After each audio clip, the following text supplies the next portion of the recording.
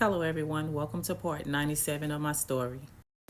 So as I told you guys before, I had a few weeks before my release. So what better time than to spend it with the ladies at FMC Carswell preparing multiple complaints to congressional leaders. At this time, I'm working on multiple letters to multiple different platforms. Just writing from my experience of being incarcerated and also the experience of other women who I've been incarcerated with, not want to forget that journey and not want to forget what I had been through and what other people went through or what other people were going to still be going through when I was gone. So these next couple of letters that I'm going to display to you guys and read to you guys are actual letters that I wrote to Congress, the president, and so forth. So this was actually my second letter written to Congressman Marc Veasey in Fort Worth.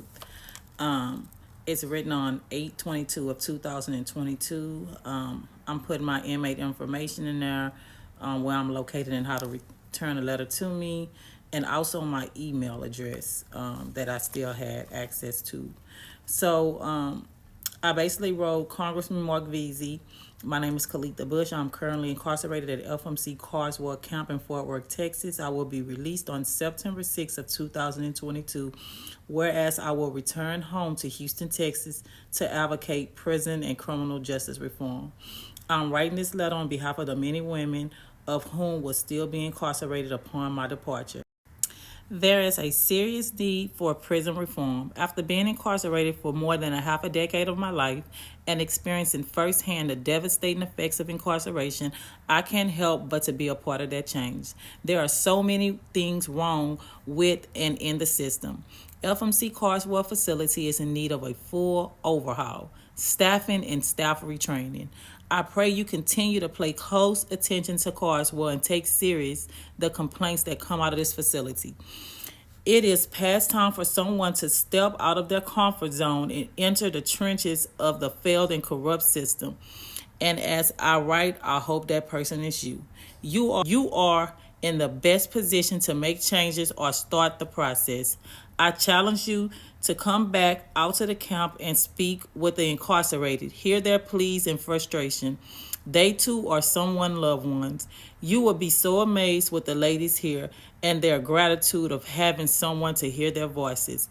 Please do not let me down, Mr. Veasey, by ignoring my plea on behalf of the women at FMC Carswell who need your voice. This letter is very important to me and the women who still have a long road ahead of them, as this will not be the last time you hear from me. Thank you for your time and consideration. I sent that letter off to Congressman Veasey, and literally on August 29th of 2022, I received a letter back from Mr. Veasey. And the letter goes as, Ms. Bush, thank you for your letter received in my district office regarding the conditions at the Bureau of Prisons Federal Medical Center in Fort Worth.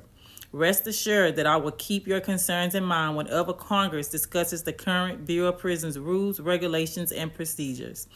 Further, I note from your address in Houston, you are located in another congressional district. Because of a time-honored tradition allowing each member of Congress to assist his or her own constituents, it will be in your best interest to contact the Honorable Lizzie Fletcher, who represents you in the 7th Congressional District.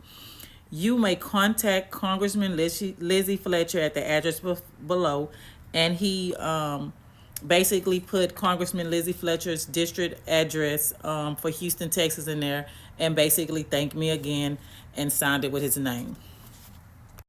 So as my time was winding down, I was basically spending all the time that I had basically writing multiple letters out to multiple different people who I felt should receive these letters in efforts to shed some type of light or bring attention to what was going on at FMC Carswell.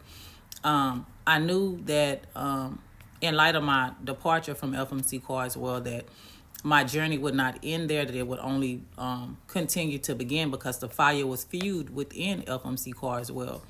So I knew that where I was going in life, it would basically revolve around my incarceration.